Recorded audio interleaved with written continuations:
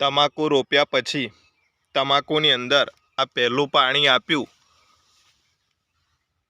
બરાબર છે, 10 દિવસ થયા પાણી આપે. હવે આની અંદર જો આ ચિત્રીની શરૂઆત થઈ ગઈ, અહીંયા પણ આ ચિત્રીની શરૂઆત થઈ ગઈ. હવે આ ચિત્રીની શરૂઆત થઈ જાય એટલે ધીમે ધીમે આખા ખેતરની અંદર ફેલાય. એટલે એના માટે અમે કોમ્બી પ્લસ અને બૂમ ફ્લાવર આ બંને મિક્સ કરીને દર વર્ષે મારીએ છીએ. તેનાથી ફાયદો ઘણો બધો દેખાય છે.